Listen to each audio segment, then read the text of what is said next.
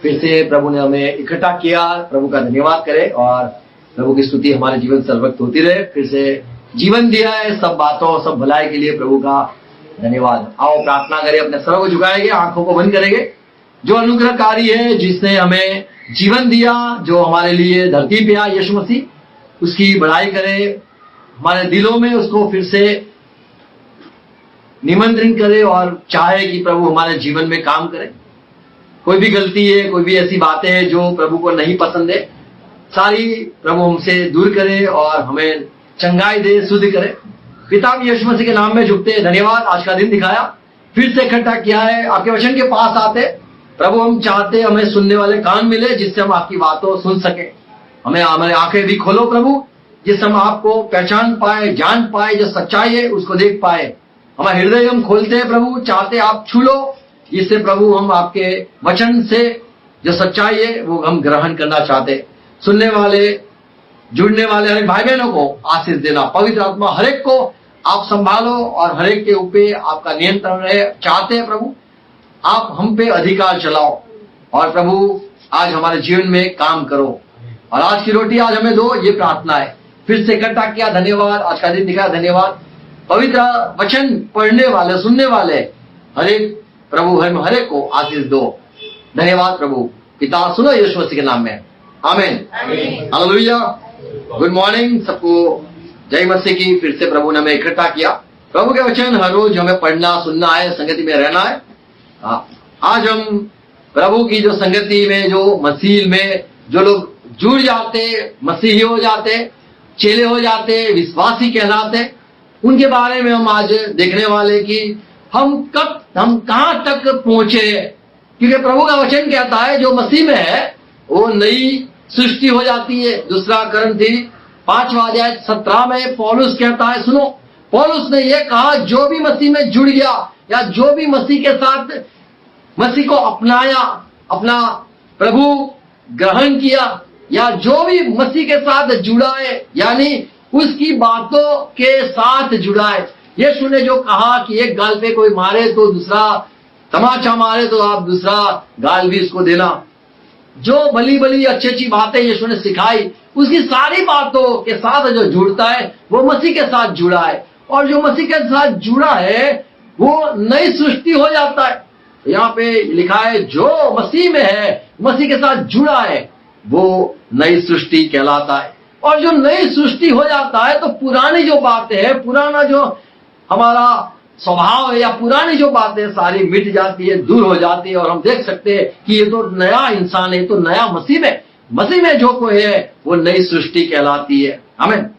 प्रभु ने यह भी कहा यूहन्ना 3:5 में, जब निकोदेमस से मिलता है तब यही बात प्रभु ने दोहराई और कही कि जो नया जन्म पाता है, या पवित्र आत्मा से जिसका जन्म होता है, या वचन सुनने से जिसका जीवन होता है, वही परमेश्वर के राज्य में वो शामिल हो सकता है। परमेश्वर के राज्य में जितने भी लोग हैं, यदि उसमें हमें भी शामिल होना है तो हमें नए जन्म पाना जरूरी है। और कैसे हम नए जन्म पाते, तो यहाँ यूहन्ना 3:5 में बताया कि इंसान जब पवित्र आत्मा पाता है, या इंसान जब प्रभु का वचन को सुनता है और ग्रहण करता है कि हाँ प्रभु आपने जो कहा मैंने मान लिया, आप जो कहते हैं वही राह पे मैं चलूंगा, जिसने भी वचन से सहमत होते वो सारे नए हो जाते और वो परमेश्वर के राज्य में शामिल हो जाते हैं। तो यहाँ पे लिखा है कि परमेश्वर के राज्य में वही शामिल होते हैं जिसका जन्म पानी से यानी वचनों से और आत्मा से, पवित्र आत्मा से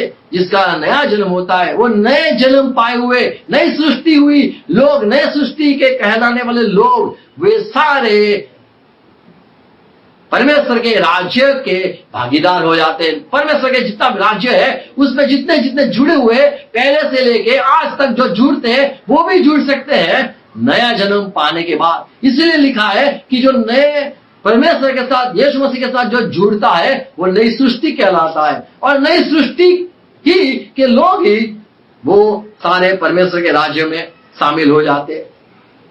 हिब्रू में लिखा है, इब्रानी पत्री उसका 12:23 में यदि पढ़ो, क्या लिखा है? 23 पढ़ो तो। और लाखों स्वर्गदूतों और आप किसके पास आए तो जो लाखों स्वर्गदूत है और उन पहलुओं की साधारण सभा और जो पहले उठे और कलीसिया के और जिनके नाम कलीसिया के जितने लोग हैं जिस किसके नाम स्वर्ग में लिखे हुए हैं और सबके न्यायी परमेश्वर के पास। और आप किसके पास आए जो सबका न्याय करने वाला है, वो परमेश्वर के पास। और सिद्ध किए हुए धर्मी और जो सारे लोग सिद्ध किए हैं धर्मी पुरुष, धर्मियों की आत्माओं के साथ आप जुड़े हुए। तो हम जब नई सृष्टि होते हैं तभी हम सिद्ध पुरुष नहीं कहलाते, हम परफेक्ट लोग नहीं कहलाते। अब तक हम तो नए हुए, नई सृष्टि हुई है, पर हम उनके साथ जुड़े हैं जो सिद्ध हो चुके हैं, जो संपूर्ण हो चुके हैं, जो पाक कहलाते हैं, जो परमेश्वर के सही लोग कहलाते हैं, उनके साथ हमारा मिलाप हुआ है। लेकिन जब हम नए मसीह में जुड़ते हैं तब नया बच्चे के समान हम मसीह में आ जाते हैं। नए नए लोग, पुराने लोग सब इकट्ठा परमेश्वर के राज्य में हो जाते हैं। पौलुस कहता है पहला कुरिन्थी 13 अध्याय और 11 में पौलुस कहता है कि मैं एक समय बच्चा था, बच्चे की तरह बोलता था, बच्चे की तरह मैं समझता था, बच्चे की तरह मैं रहता था। या 3 बातें लिखी है, मैं बच्चों की तरह बोलता था, मैं बच्चों की तरह समझता था, मैं बच्चों की तरह सोचता था। तो पौलुस भी जब नया नया मसीह के लोगों के साथ जुड़ा तब उसका बोलना, उसका समझना और उसका चलना, सोचना ये सारे छोटे बच्चे की तरह मसीह में था। फिर कहता है, क्या लिखा है? जब मैं बालक था तो मैं बालकों की नाई बोलता था, मैं बालक की नाई बोलता था, बालकों सा मन था, बालक सा मन मेरा था, बालकों की जैसी समझ थी, बालक जैसे समझ थी। परंतु जब सियाना हो गया, बड़ा हो गया, तो बालकों की बातें मैंने छोड़ दी। तो जब इंसान बड़ा होता है तो पुरानी बातें मिट जाती है, चली जाती है। अब यदि आपने यूहन्ना पढ़ा हो, यूहन्ना के पत्री पहला अध्याय सुनना, खाली सुनते रहना। दूसरा अध्याय 12 और 13 में यहाँ पे यूहन्ना जो प्रभु का चेला है वो लिखता है कि वो मेरे छोटे बच्चों में आपसे कुछ लिख के कहना चाहता हूँ। अरे जवान, आप लोग को मैं कुछ लिख के समझाना, कहना चाहता हूँ। फिर आगे लिखा है कि जो पिता हो गए, बड़े हो गए, उनको भी मैं कुछ लिखना, कहना चाहता हूँ। तो यहाँ पे हम 3 बात देखते हैं, बचपन, फिर दूसरा देखते हैं जवानी, और एक बात देखते हैं कि जो बड़े हो गए, पापा हो गए, उनके बारे में हम देखते हैं। तो मसीह में आए हुए लोग शायद बच्चे हो सकते हैं, या जवान हो सकते हैं, या फिर बड़े वडील, या फिर हम कहेंगे जो पुराने लोग होते, पुराने क्या बोलते, पुराने लोग, पुरानिया, बुजुर्ग तो बहुत काफी सफेद बाल वाले, तो बुजुर्ग लोग भी। तो मसीह में जो लोग आते हैं वो पूरे बुजुर्ग नहीं हो जाते, या एकदम ही बाप नहीं हो जाते, जवान नहीं हो जाते, बचपना होता है। ऐसे ही जो हम मसीह में जुड़े हुए जितने भी विश्वासी मसीह में आ चुके, उनके भी अलग अलग कहेंगे कि उनका भी स्तर रहता है, या फिर उनका, जैसे हम कक्षा में जाते हैं, पहली कक्षा, दूसरी कक्षा, तीसरी कक्षा, भाई कौन सी कक्षा में तू पढ़ा है? बोले मैं तो 7वीं में, मैं तो 10वीं में हूँ। ऐसे ही मसीह में कई कक्षाएं, मैं तो 7 कक्षाएं, मैंने थोड़ा सोच के ये 7 कक्षाएं बनाई है। ऐसे तो शायद इसीलिए बनाया कि 7 यानी माने संपूर्ण या फिर सिद्ध हो गया इंसान। तो हम कौन सी कक्षा में है ये हमें आज देखना है, हम कहाँ तक पहुंचे हैं ये हमें देखना है। या हम बच्चे हैं, या हम जवान हो गए, या फिर हम बड़े और समझदार हो गए, हम कौन सी कक्षा में अब तक पूछे हैं ये हमें आज देखना है। तो यीशु मसीह ने कहा यूहन्ना 6 और 40 में कि जब मेरे साथ, मेरे पीछे चलने वाले चेले जब मेरे साथ चलते रहते एक समय आता है वो चेले बड़े हो जाते और गुरु नाई हो जाते, गुरु जैसे हो जाते। क्या लिखा है? क्योंकि मेरे पिता की लूक 6 और 40। क्या लिखा है? लूक 6:40। पहला कुरिन्थी 3:2। क्या लिखा है? चेला अपने गुरु से बड़ा नहीं, गुरु से बड़ा तो नहीं है, परंतु जो कोई सिद्ध हो, जो चेला जो सिद्ध हो जाता है, वह अपने गुरु के वह समान अपने गुरु समान होगा। तो यीशु मसीह ने कहा, जो चेले हैं, अब तक तुम सिद्ध नहीं हुए, अब तक तुम गुरु समान नहीं हुए, अब तक तुम्हें चलना है, बढ़ना है, और एक समय आएगा कि तुम गुरु जैसे हो जाओगे। तो यीशु मसीह भी चाहता है सारे जो मसीह में मंडली में लोग जुड़े हुए, शायद अभी पैदा हुए, शायद नई सृष्टि हुई है, फिर आगे जाके बच्चे हो जाएंगे, फिर सोचना बोलना उनका आगे बढ़ते वो जवान हो जाएंगे, और आगे बढ़ के वो बुजुर्ग कहलाएंगे। तो यहाँ पे यीशु मसीह ने जैसा कहा कि हर एक जो चेला संगति में रहता है, चलते चलते एक समय अपने गुरु के समान हो जाता है। पौलुस कहता है, जब बच्चा होता है वो क्या खाता है? वो तो दूध पीता है। फिर जरा बड़ा होता है तो फिर सारे बड़े बड़े खाना वो खा सकता है। पहला करंथ 3:2 में पौलुस कहता है, हे करंथ के लोग, मैंने तुम्हें मटन नहीं खिलाया है जो दांत में फंस जाता है, बड़ी बातें तुम्हें नहीं बताई है, छोटी बातें बताई है। और यहाँ पे लिखा है कि मैंने तुम्हें दूध से क्या लिखा है? मैंने तुम्हें दूध पिलाया। मैंने तो दूध पिलाया, अब तक तुम्हें अन्न नहीं खिलाया। अन्न तो बड़े लोगों के लिए होता है, दूध तो छोटे बच्चों के लिए होता है। तो यहाँ पे पौलुस भी समझता है कि जो मसीह में जुड़े हुए वो कई ऐसे हैं जो दूध पीने वाले बच्चे जैसे, कई बड़े जरा हो गए हैं जो बड़े भोजन लेने के लिए सक्षम हो गए। ये जो कक्षा है, मैं कहूंगा पहली कक्षा में यदि आप आए हो, प्रेज़ लॉर्ड, प्रेरितों के काम 8वां अध्याय 17-18 यदि पढ़ो, अगर 15 से 15 पढ़े, यहाँ पे लिखा है 15 पहला प्रेरितों के काम 8वां अध्याय सुनो 15 में यहाँ लिखा है कि जो चेले थे उनने सुना कि समरून के लोगों ने भी सुसमाचार सुना है, वो भी मसीह में जुड़ गए, वो भी परमेश्वर के राज्य में आ गए, नए लोग, विश्वासी लोग जुड़ गए। तभी पतरस और यूहन्ना प्रेरित जो कहलाते, उनको भी भेजा गया। वो वहां पे गए। क्यों गए? यहाँ पे लिखा है, क्योंकि ये जो चेले विश्वास किया था, बपतिस्मा लिया था, विश्वास में जुड़े हुए थे, लेकिन अब तक पवित्र आत्मा के साथ उनकी संगति नहीं हुई थी, पवित्र आत्मा अब तक उन्होंने पाया नहीं था। तो जो पहली कक्षा है ये है कि जब आप पवित्र आत्मा पाते हो, तो ये यहाँ पे देखते हैं, पर पहले यहाँ पे लिखा है 16 में, अब तक सिर्फ उन्होंने विश्वास करके बपतिस्मा ही लिया था। तो पहली कक्षा में वो लोग हैं जिसने विश्वास करके बपतिस्मा लिया है। तो यदि आप बपतिस्मा लिया है तो, या विश्वास किया है, बपतिस्मा लिया है, तो तुम पहली कक्षा में आ चुके हो। Praise Lord. छोटे बच्चे तो वो छोटे कहते उसमें प्ले सेंटर, या हिंदी में तो पता नहीं प्ले सेंटर चलता है कि नहीं, इंग्लिश वाले लोग प्ले सेंटर चलाते, आंगनवाड़ी।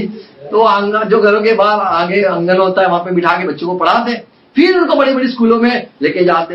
तो आंगनवाड़ी में बच्चे है या पैदा हुए हैं बच्चे, नई सृष्टि।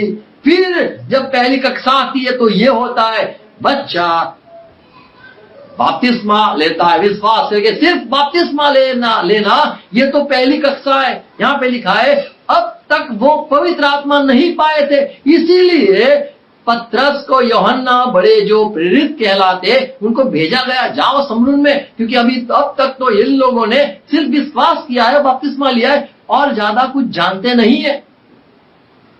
और आगे देखते हैं दूसरी कक्षा में क्या होता है। तो प्रेरितों के काम 19:2 में पौलुस जब एफेसस आता है तो वहां कई चेलों को मिलता है। चेलों तो विश्वास भी किया था, चेलों ने बपतिस्मा भी लिया था।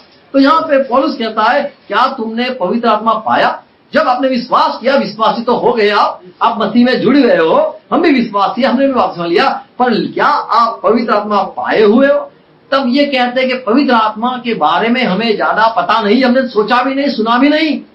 तब पौलुस उनको कहता है बपतिस्मा लेना, यीशु मसीह पे विश्वास करना, बपतिस्मा लेना, और मैं तुम्हारे लिए प्रार्थना करूंगा। तब पौलुस जब प्रार्थना करता है तो ये जो 12 लोग थे जवान, उन पवित्र आत्मा वो पाते हैं। तो यहाँ पे देखते हैं दूसरी कक्षा में, यहाँ लोग देखते हैं जो पवित्र आत्मा पाए हुए, विश्वास करके बपतिस्मा लेने वाले, एक पहली कक्षा वाले, पवित्र आत्मा पाए हुए दूसरी कक्षा वाले।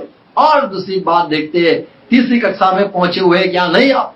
फिलिप्पी के पत्री उसका 1:29 में 29 में पौलुस कहता है, ओ फिलिप के लोग, आप तो बड़े अच्छे हैं, पवित्र आत्मा भी आपने पाया हुआ है। 1:6 में यदि आप पढ़ो तो वहां पे है कि आपके जीवन में पवित्र आत्मा ने अच्छे काम तो शुरू कर दिए। फिलिपी 1:6 में क्या लिखा है?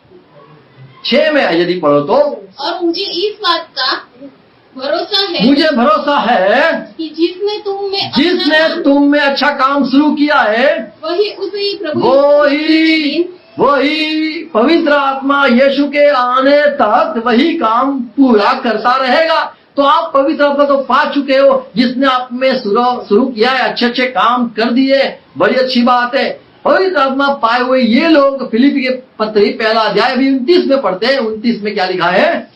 क्योंकि मसीह के कारण तुम पर यह अनुग्रह हुआ कि आप तीसरी कक्षा में आ गए। क्या अनुग्रह हुआ? कि न केवल उस पर विश्वास करना, बपतिस्मा लेना, पर उसके लिए दुख भी उठाना। तो दुख उठाना, ये तीसरी कक्षा में हम आते। कई बार हम दुख नहीं उठाते, हम चाहते हैं कि यार ये अन्याय नहीं चलेगा, मुझे नहीं रहना है, मैं चलती हूँ। 1 कुरिन्थी 6 और 7 में पौलुस कहता है कि यही मंडली के लोग आप में तीसरी कक्षा में कोई है क्यों नहीं। यहाँ पे पौलुस कहता है, तुम अंदर अंदर झगड़ते हो, तुम कहते हो वो आती है मैं नहीं आऊंगा, वो आता है तो मैं नहीं आऊंगा। ये सब क्या है? तुम एक दूसरे में क्या करते हो? तुम एक दूसरे को सहते क्यों नहीं हो? हमें सहना तो है नहीं। शादी यानी सहना, शादी यानी सहना, शादीशुदा यानी सुधा भाविया। तो सहना होता है, वो बड़े लोग ही शादी कर सकते हैं, जिसके में सहन शक्ति हो, वही शादी करने की। जो बच्चे होते हैं उनको शादी नहीं करने की, जो सह सकता है। क्या लिखा है यहाँ पे 7 में? परंतु सचमुच, जगाओ उनको, वो जगाओ उनको, चलो पढ़ो 7 में क्या लिखा है? परंतु सचमुच, देखो सचमुच तुम्हें बड़ा दोस्त तो तुम्हारे में ये दोस्त है। क्या है दोस्त? कि आपस में मुकदमा दोस्त ये है, तुम्हारे में हाथ नहीं है, पैर नहीं है, ये दोस्त है। दोस्त क्या है? आपस में मुकदमा करते हो। आप एक दूसरे पे कहते हो, उसने मुझे कहा, उसने मुझे सुनाया, उसने मुझे ताना मारा, उसने मेरे सामने आंख निकाली, उसने मेरे सामने गुस्सा किया। तो ये तुम एक दूसरे पे आरोप लगाते हो। वरन अन्याय क्यों नहीं सहते? अरे यार, वरन अन्याय क्यों नहीं सहते हो आप? अपनी हानि क्यों नहीं सहते? अरे मेरी हानि हुई, मेरा नुकसान करवा दिया, कोई बात नहीं, चुप रहो। तो जो इंसान तीसरी कक्षा में पहुंचता है वह तो सहने लगता है। और कैसे सहता है? चुपचाप सहता है। यदि पढ़ो, हम क्या क्या सहना है? हमें अन्याय सहना है। कई लोग कहते हैं अन्याय तो मैं ना सहूं, मेरी कोई गलती नहीं थी, मुझे बोल क्यों गया, मुझे डांट क्यों दिया। अबे गलती नहीं है इसलिए तो डांटते। जो लोग अन्याय सहते समझ लो वो बड़े थोड़े तीसरी कक्षा में चले गए। 1 पत्र 3 और 17 में पौलुस कहता है, अरे तुम सहना ही है तो अच्छा करके फिर गाली सुनो। तुमने स्कूल बनाया, तुमने हॉस्पिटल बनाया, और लोगों ने कहा अरे मसीह के लोग तो हॉस्पिटल बनाते, स्कूल बनाते, कोई अपना प्रचार नहीं करता है, उनमें कोई भी नेता भी नहीं होता है। तो ये लोग को हम गाली बोले तो भी वो लोग बोले अच्छा कोई बात नहीं, हम अच्छा ही करेंगे। तो जो मसीह के लोग हैं, तीसरी कक्षा में पूछे हुए लोग, वो अच्छा करके गाली सुनते। अच्छा करना और गाली सुनना, ये मसीह के लोगों का सहनशीलता है। क्या लिखा है 17 में? क्या लिखा है? क्योंकि यदि परमेश्वर की यही इच्छा, परमेश्वर की इच्छा यही है, और क्या है? कि तुम भलाई करने के कारण दुख उठाओ, ना कि बुरा करेगा तो मार तो खाना ही है। कई लोग मार खाते हैं, फिर हमें पता चलता है गुनाह किया है, गलत किया है। तो सही बात है, गलत किया, गुनाह किया तो डंडे पड़ने चाहिए। डंडे उसको मारो जो गलत करता है, गलत बोलता है, उसको डंडे मारो। जो अच्छा करता है उसको डंडे मारते हो, तो तुम कैसे हो?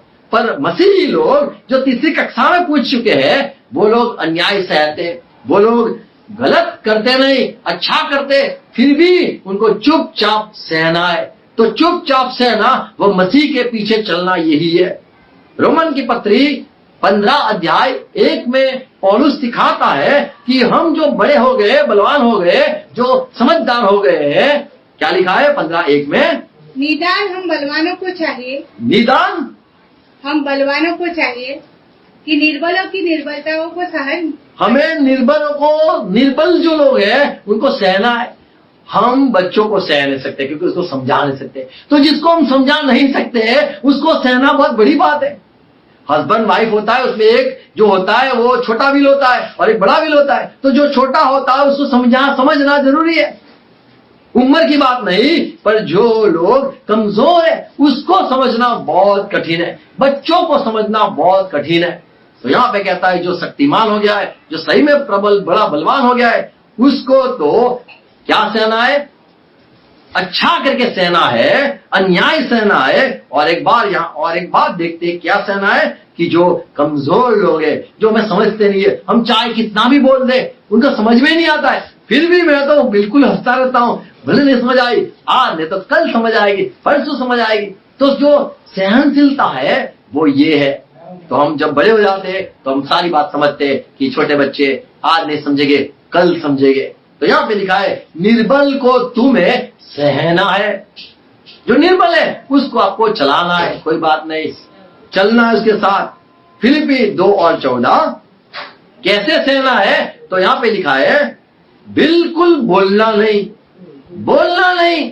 और दूसरी बात लिखा है उसके साथ विवाद नहीं करने का, विवाद नहीं करना है, उसको सहना बोलते हैं। कई बार हम सह लेते, फिर एक समय आता है बोल देते, तो ये सहना नहीं है। क्या लिखा है 2:14?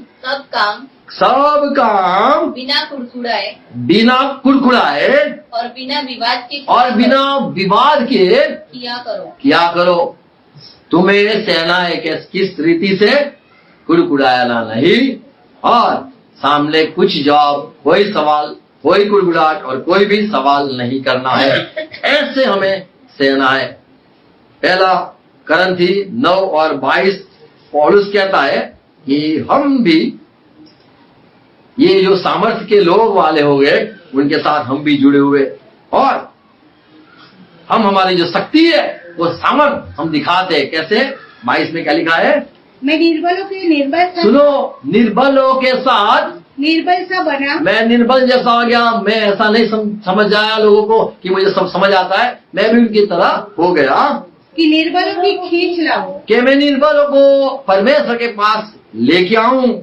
मैं सब मनुष्य के लिए सब कुछ बना हूँ, सब कुछ बनाऊं कि किसी न किसी रीति से, मैं किसी ही रीति से कहीं एक का उद्धार करा दूं। मसीह के पास लाओ, मैंने सब कुछ सहा।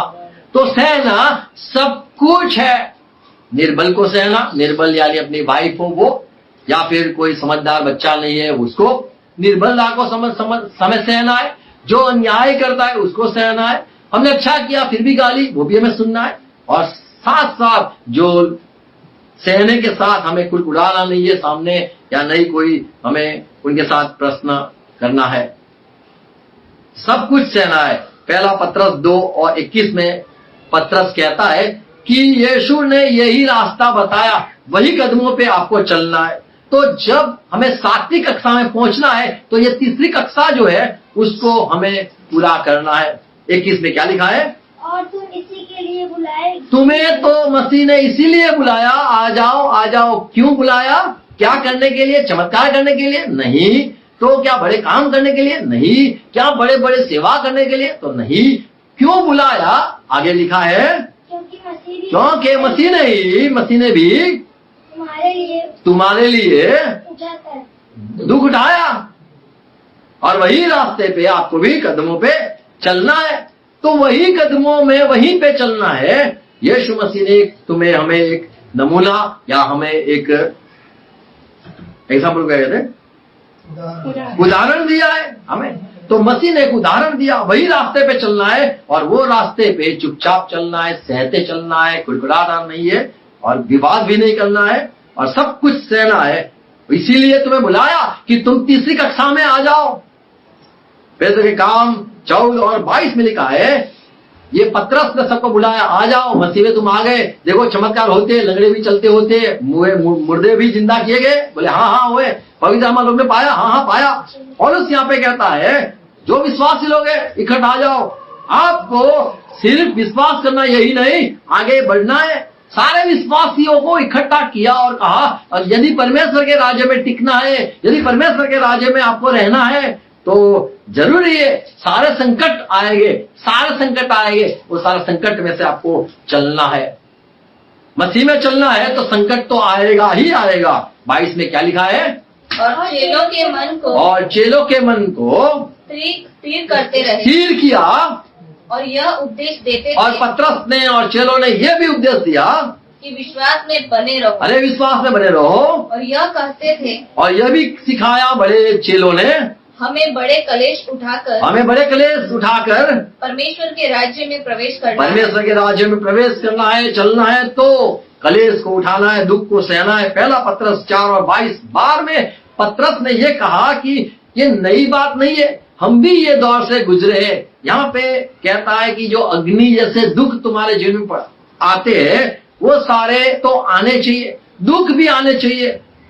ये इससे आप अचंभित न हो और ऐसे मत सोचो कि ये क्या आ गया, मसीह में तो आनंद होना चाहिए, मसीह में तो शांति होनी चाहिए। नहीं, कलेश हो, तकलीफ हो, सारी कष्ट हो जाए, ये भी हमें पार करना है। देखो जब गाड़ी चलाते लोग तो एल लिखते और कहते हैं भाई 10 फुट दूर रहना, 10 फुट आपको दूर रहना है। जब गाड़ी आ जाती है पक्की तब तो कोई चिंता नहीं रहती है। ऐसे ही जब ये तीसरा जो कक्षा है सहना, इसमें से यदि आप पार हो गए तो दुनिया के किसी को भी लेके आओ और बिठा दो, तुझे जितना चाहे उतना मुझे परेशान कर, अरे मार डाल, काट डाल, कुछ भी, कोई भी अच्छे बुरे जो समाचार देने दे दे, मुझे मायूस करना है तो तू चाहे इतना मायूस कर ले, मैं अभी मायूस नहीं हो गया क्योंकि मैं तीसरी कक्षा भी मैंने पूरी कर दी।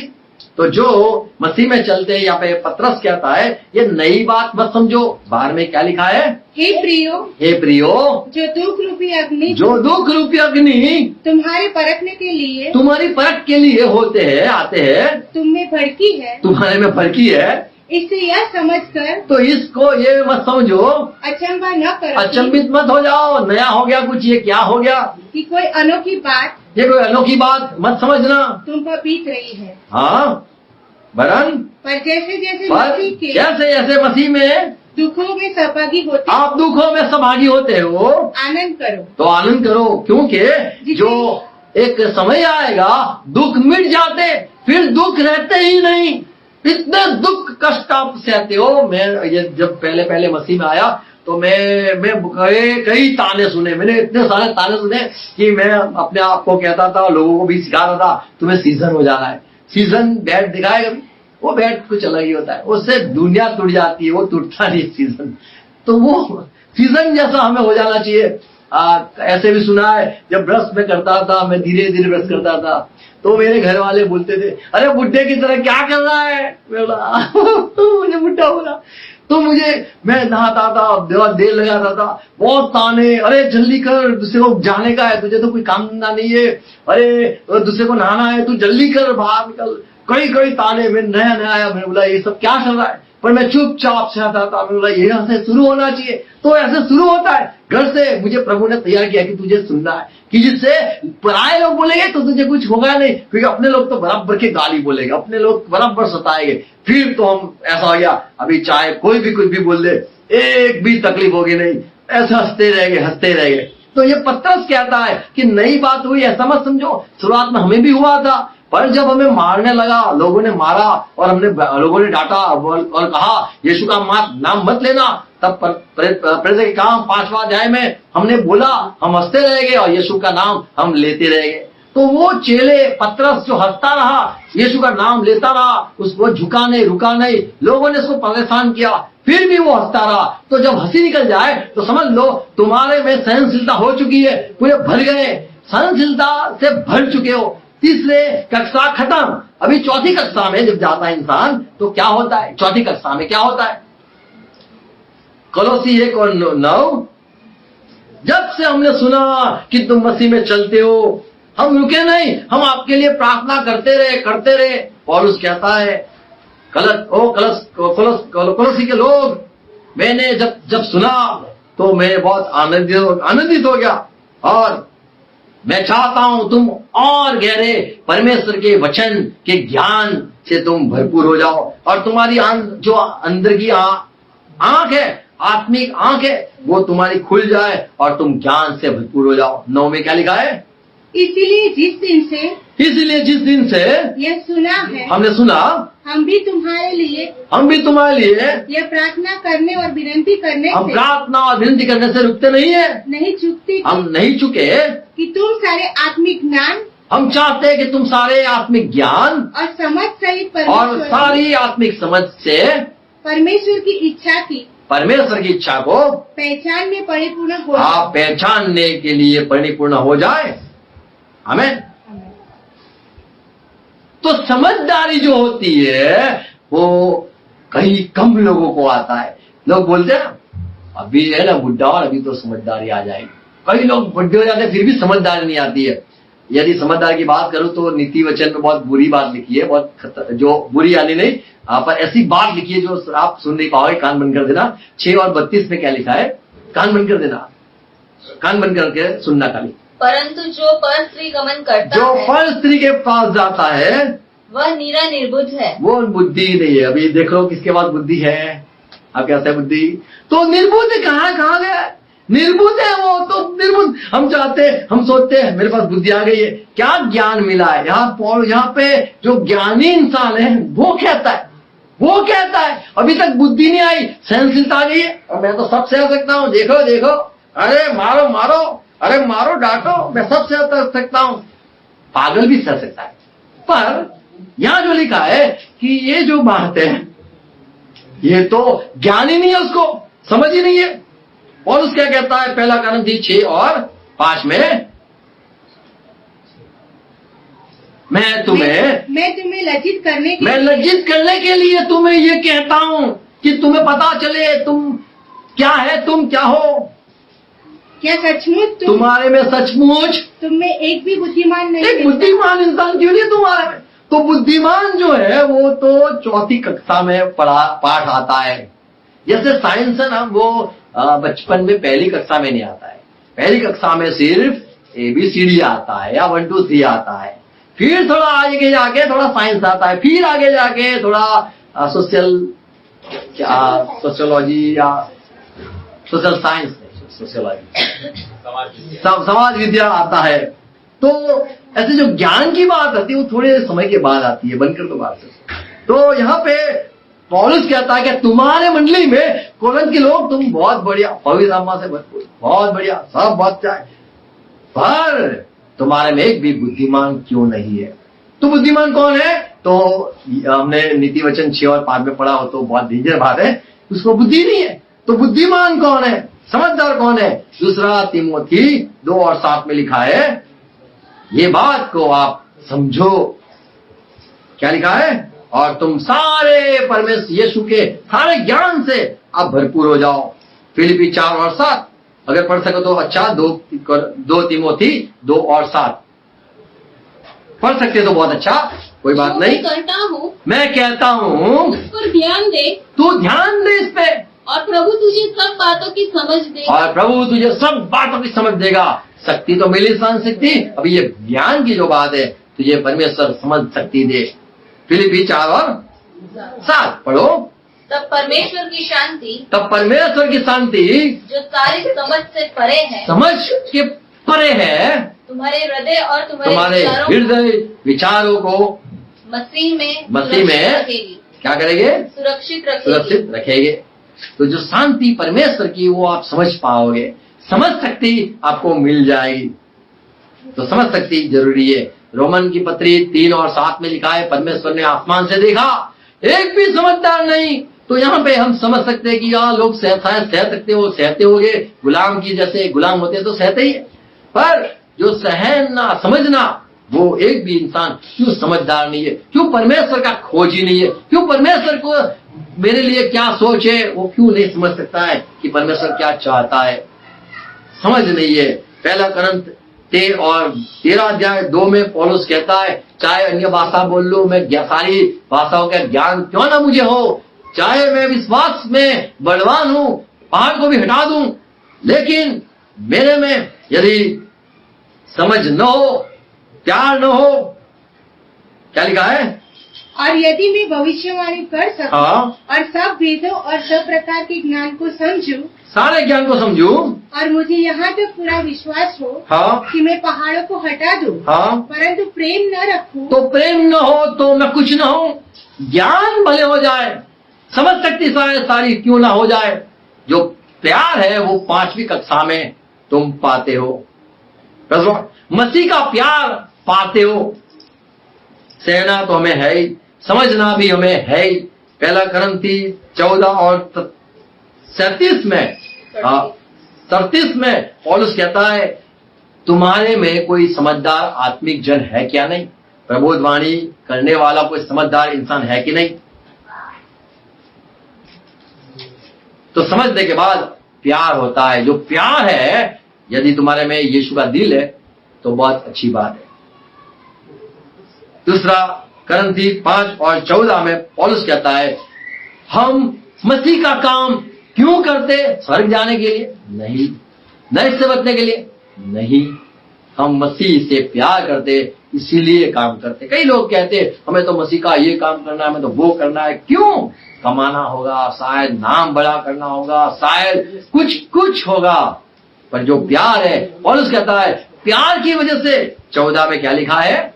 क्योंकि मसीह का प्रेम, क्योंकि मसीह का प्यार हमें विवश कर देता है, काम करने के लिए हमें उत्सुक करता है, काम करने के लिए हमें प्रेरित करता है, काम करने के लिए हमें चुनौती या फिर काम करने के लिए हमसे विनती करता है कि काम करो। मसीह से प्यार है, काम करना ही पड़ेगा। मसीह दुखी हो जाएगा, मसीह को नाराज हो जाएगा या मसीह के खिलाफ जाएंगे तो मसीह को कैसा बुरा लगेगा। तो प्यार जो पैदा होता है वो हमारी 5वीं कक्षा में प्यार के पाठ सिखाया जाता है। 8वें जब 8th स्टैंडर्ड में जब आता है बच्चा, तब उसको बॉडी के पार्ट समझाने आते कि बॉडी के जो पार्ट तुमने देखा था, आंख, कान, नोज, टांग, फिर धीरे से नीचे का भाग आता है, वो 8वीं कक्षा में आता है। तो दिल जो होता है वो 5वीं कक्षा में समझाने आता है प्यार क्या है।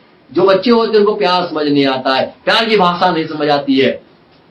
दूसरा कुरिन्थी 5 और 14 में जो पढ़ा, पौलुस ने कहा जो प्यार हमारे में है वो हमें मसीह की सेवा करने के लिए हमें क्या करती है? विवश करती है। रोमन 8 और 35 पौलुस कहता है जो प्यार हमको मसीह से है, अभी कौन सी ऐसी बातें जो हमें मसीह के प्यार से जुदा करेगी? क्या कोई सताव, क्या कोई हमें खाना न मिले, वो क्या हमें कोई कपड़ा ना दे, नंगे रख दे, चल नंगे रख देंगे, मसीह को छोड़ दे, नहीं तो हम तुझे नंगे रखेंगे, क्या वो धमकी, क्या कोई हमें क्या लिखा है और डेंजर, क्या तलवार? कौन हमको मसीह के प्रेम से अलग करेगा? हम मसीह से प्यार करते, हमें कौन जुदा करेगा, अलग करेगा? क्या क्लेश, क्या संकट फिर हंसता है, या उपद्रव, या अकाल, या नंगाई, या जोखिम, या तलवार। तो ये पौलुस कहता है कौन हमें दूर करेगा? आज तो हमें पति पत्नी जो होते हैं उसमें तो कैसे दूरी आ जाती है, कई दूरी आ जाती है। कोई भी आ गया, यहाँ पे तीसरा व्यक्ति से लिखा नहीं है, कोई आ गया जुदाई हो जाती है। यहाँ कहता हम मसीह से इतना प्यार करते हैं, प्यार हो चुका है, क्या हमें जुदा करेगा? तो हम जो बड़े हैं, प्यार हो चुका है, दिल आ चुका है, कोई भी बात होनी नहीं चाहिए दूर करने के लिए। आमीन। कोई भी बात होती नहीं है जो हमें दूर कर सकता है।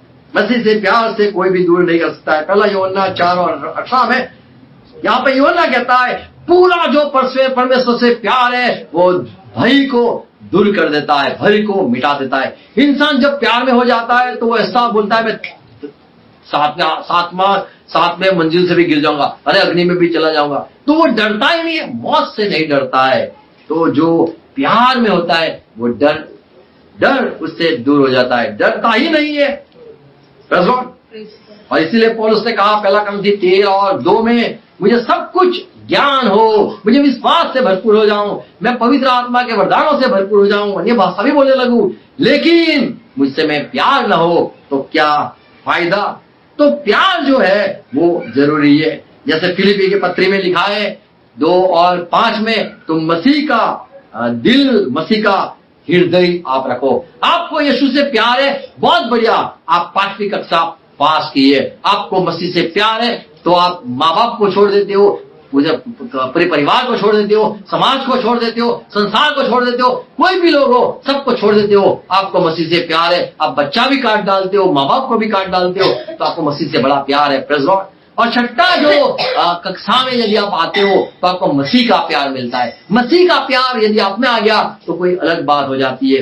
पौलुस कहता है फिलिप्पी 2 और 5, आपको मसीह का दिल होना जरूरी है। हमें मसीह का दिल होना जरूरी है। आपको मसीह से प्यार हो सकता है, पर मसीह के लोगों से प्यार होना वो बहुत कठिन बात है, क्योंकि जो लोग होते हैं वो बहुत बुरे होते हैं। मसीह अच्छा है, इसीलिए सारे संसार मसीह से प्यार करता है। आज लोग भी कहते हैं मसीह से हमें कोई तकलीफ नहीं है, मसीह के लोगों से सिर्फ तकलीफ होती है। तो यहाँ पे ये आप लिखा है कि आपको मसीह का हृदय होना जरूरी है। आमीन। और ये पौलुस कहता है 2 और 5, जैसा मसीह यीशु का यीशु का स्वभाव है, वैसा ही तुम्हारा भी स्वभाव हो। ऐसा ही तुम्हारा स्वभाव होना चाहिए, ऐसा ही तुम्हारा मन होना चाहिए, ऐसा ही तुम्हारा दिल होना चाहिए। कोलोसी 1 और 3, आप क्यों नहीं सहते हो? मसीह ने जैसे माफ कर दिया, भूल गया, ऐसे तुम क्यों माफ करके भूल नहीं जाते हो? तो मसीह का हृदय यह है कि मसीह जैसा प्यार, मसीह जैसी माफी, मसीह जैसा बोलना, मसीह जैसा समझना जब आता है तो आप 6ठी कक्षा में पहुंच जाते हो। 7वीं कक्षा क्या है? 7वीं कक्षा में यदि आप पहुंच जाते हो, फिलिप्पी 3 और 12 में लिखा है, पौलुस कहता है कि मैं सब कुछ पा लिया हूं, ऐसा मैं नहीं समझता हूं, लेकिन एक बात मैं रोज करता हूं, मैं कैसे भी करके वो जो 7वीं कक्षा का हूं, या यहाँ पे जो पौलुस कहता है कि मैं कैसे भी करके मसीह को पालू और मसीह मुझे पाले। और 13 में लिखा है, मैंने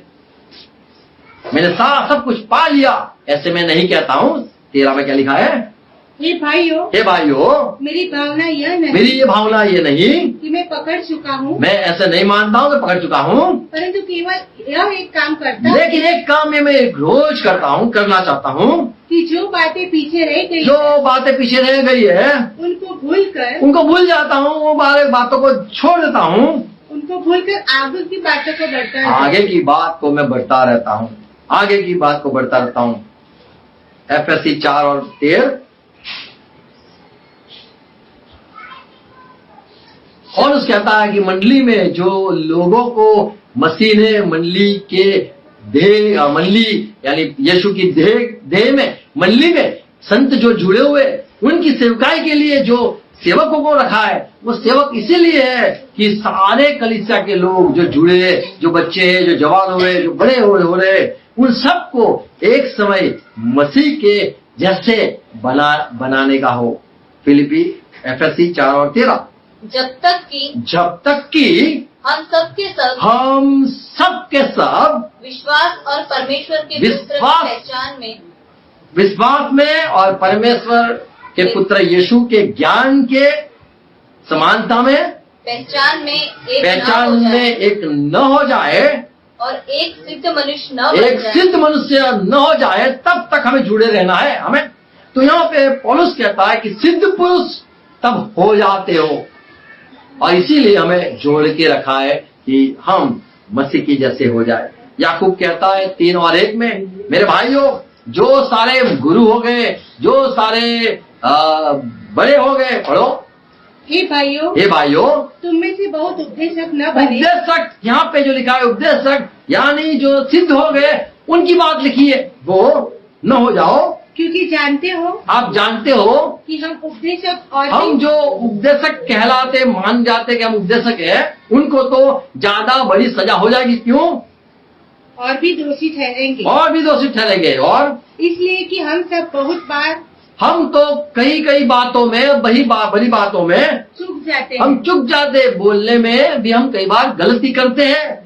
जो कोई वचन में नहीं चुकता, जो बोलने में गलती नहीं करता, चुक नहीं करता, वही तो सिद्ध मनुष्य, वही तो सिद्ध पुरुष है। तो सिद्ध पुरुष होने के लिए हमें मसीह के देह में या मसीह की मंडली में जोड़े गए हैं, जब तक सिद्ध न हो जाए।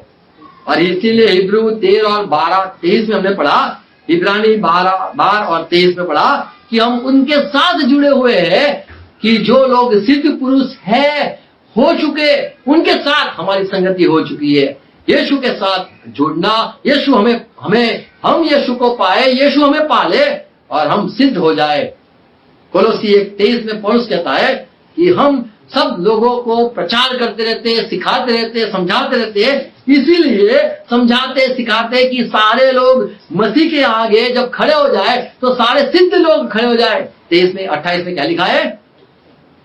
यदि तुम विश्वास की नींव पर दृढ़ बने रहो। कोलोसी 1:28, हाँ, अगर आप दृढ़ बने रहोगे, जिसका प्रचार करके हम जिसका प्रचार करते हैं, हम हर एक मनुष्य को जता देते हैं। हम हर एक मनुष्य, हर एक जो जुड़ा हुआ है, हर एक संगति में आया है, उन हर एक को जता देते हैं और सारे ज्ञान से हर एक मनुष्य को, और सारे ज्ञान से हर एक मनुष्य को सिखाते हैं कि हम हर एक व्यक्ति को कि हम क्यों सिखाते हैं कि हर एक मनुष्य को सिद्ध कर दे, उपस्थित करे, यीशु के आगे उपस्थित करे। इसीलिए हम सारी बात तो समझा के उनको डॉक्टर बनाना है, वो ठीक उनको कुछ बनाना है। जैसे बच्चे, टीचर जो होते हैं, वो बच्चों को पढ़ा लिखा कर कुछ बनाते हैं, वकील बनाते हैं, कुछ भी बनाने के लिए उनका काम होता है। ऐसे ही मसीह में जो इंसान जुड़ता है, उसको सिद्ध बनाना, वो परमेश्वर के राज्य के आगे खड़ा करना। इसीलिए ये सेवक लोग काम करते थे। पहला थिस्सलुनीकी 5 और 23 में पौलुस कहता है कि यीशु परमेश्वर की शांति आपके साथ रहे और वो तुम्हें सिद्ध बना दे, तुम्हारे आत्मा, तुम्हारा देह, तुम्हारा प्राण शरीर। वो यीशु जब आए तब तक तुम पूरी तरह से ठीक हो जाए, तुम्हारा शरीर भी ठीक हो जाए, तुम्हारा सोच भी ठीक हो जाए, तुम्हारा देह, शरीर, आत्मा। क्या लिखा है? शांति का परमेश्वर आप ही तुम्हें वो खुद आप ही तुम्हें पूरी रीति से पवित्र कर दे, और तुम्हारी आत्मा को पवित्र कर दे, प्राण को पवित्र कर दे, और देह को पवित्र कर दे, हमारे प्रभु यीशु मसीह के आने तक पवित्र कर दे, पूरे पूरा और निर्दोष सुरक्षित करे, पवित्र कर दे, निर्दोष कर दे। आमीन। फिलिपी एफएससी के पत्री 5 और 24 में पौलुस ने कहा, मंडली के लोग, तुम्हें हम तैयार करना चाहते हैं कि जिससे यीशु मसीह के आगे मैं तुम्हें सिद्ध करके रखना चाहता हूं। तो जो सात्विक कक्षा में आ जाते हैं, उनको सिद्ध हो जाते हैं, उनको कक्षा में, वो मंडली में उनको आगे रजू किया जाता है। जब तक कन्या तैयार नहीं होती है, तब तक उसको बाहर लेके नहीं आते। समझ आती नहीं? जब तक कन्या तैयार नहीं होती है, तब तक वो बाहर नहीं आती है। अभी बाकी है मेकअप, अभी कपड़ा पहनने बाकी, वो बाहर नहीं आती है। तो ऐसे ही जो यहाँ पे पौलुस कहता है 24 और 26 पढ़ो। पर जैसे कलीसिया मसीह के अधीन है, मसीह के अधीन है। मसीह जो कहता है उठ बैठ, ये कर, वो कर, तो वो अधीन है। ऐसे ही पत्नियों को, पति को अधीन रहना चाहिए। 26 में कि उसको वचन के द्वारा, मंडली को वचन के द्वारा जल के स्नान से शुद्ध करके पवित्र बनाए। क्यों? और उसे एक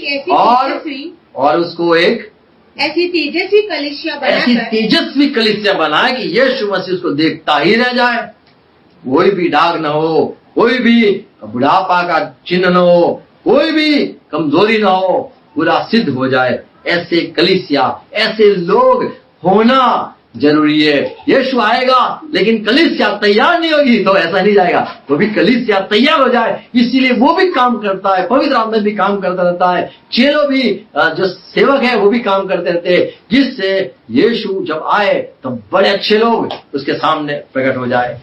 मंडली को भी कहा गया, प्रकटीकरण प्रकाशित वाक्य से 3 और 2 में, तू थोड़ा कमजोर है, तू तैयार हो जा, जागरूक हो जा, बलवान हो जा, और जो लोग मरने पे है उनको तू बचा ले। और तेरे काम अब तक अधूरे हैं, तो काम अधूरे हैं।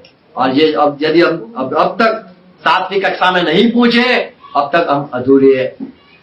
अब्राहम भी विश्वास करके निकला। उत्पत्ति 17 और 1 में लिखा है, परमेश्वर ने अब्राहम से कहा, तू मेरे साथ चलता है, अब तक तू अधूरा है, तू संपूर्ण हो जा। पूर्ण हो जा, पवित्र हो जा, तो मेरे साथ चल और संपूर्ण हो जा। तो अब्राहम संपूर्ण न था, उसको सिद्ध न था, उसको होने के लिए बुलाया गया। उत्पत्ति 6 और 9 एक सिद्ध इंसान था, उसका नाम था नूह। नूह के लिए लिखा है वो सिद्ध इंसान था, वो तैयार इंसान था। कोई ऐसी कमी नहीं थी कि जिसके द्वारा लोग उसको गलत ठहराए या दूध भी कोई उस पर कोई आरोप लगा दे। या जो अय्यूब था उसके बारे में देखो, अय्यूब 1 और 1, उसके लिए भी लिखा है कि वो भी एक सिद्ध आदमी था, पूरा सिद्ध था, जिसको परमेश्वर ने चुना और उसको भी आशीष दी। दूसरा कुरिन्थी 13 और 9 जो पढ़ा हमने, 13 और 9, जब हम निर्बल हैं और तुम बलवंत हो तो हम आनंदित होते हैं। हाँ, क्यों आनंदित होते हैं? और ये प्रार्थना भी करते हैं, हम ये प्रार्थना लगातार करते हैं कि तुम सिद्ध हो जाओ, तुम सिद्ध हो जाओ, ये सिद्ध हो जाओ, ये सिद्ध हो जाए, ये सिद्ध हो जाए। 7वीं कक्षा में कब तक आए, कब तक पहुंचोगे? 7वीं कक्षा में आप पहुंच जाओ। 11 में क्या लिखा है? और मेरे भाइयों, ये भाइयों आनंदित रहो, आनंदित रहना, सिद्ध बनते जाओ, सिद्ध बनते जाओ, ढाढ़स रखो, एक ही मन रखो, सिद्ध होना है हमें। फिलिपी की पत्री 3 और 13 में लिखा है, कई लोग तो सिद्ध हो चुके हैं, हमें भी सिद्ध होना है, और यही स्वभाव भी हमें रखना है। रोमन 8 और 29 लास्ट वचन पढ़ूंगा।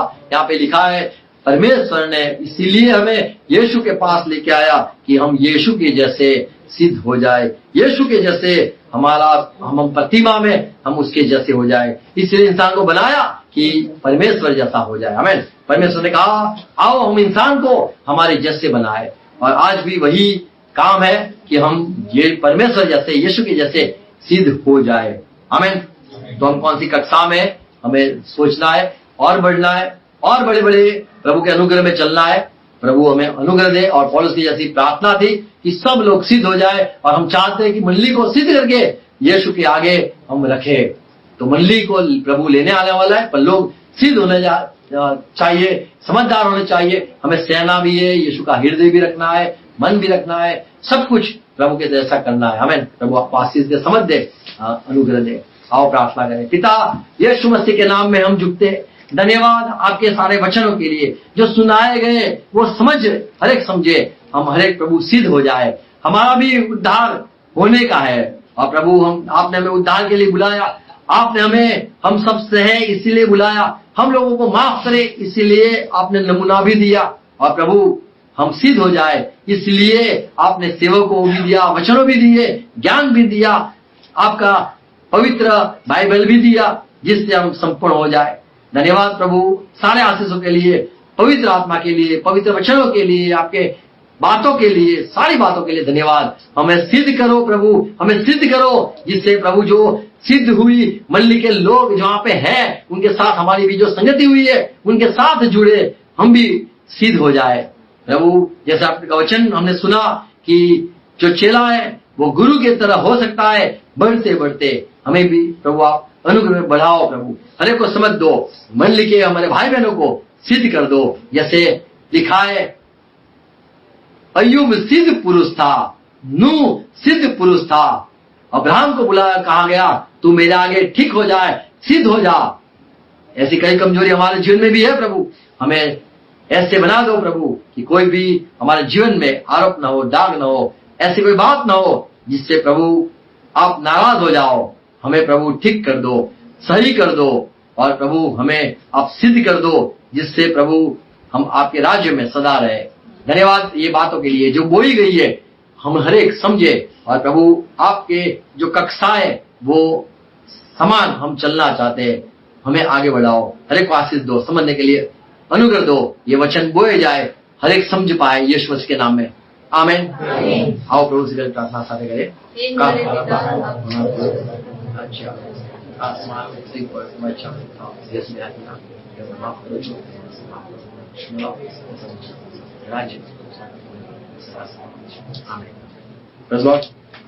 प्रभु आपको आशीष दे। God bless you.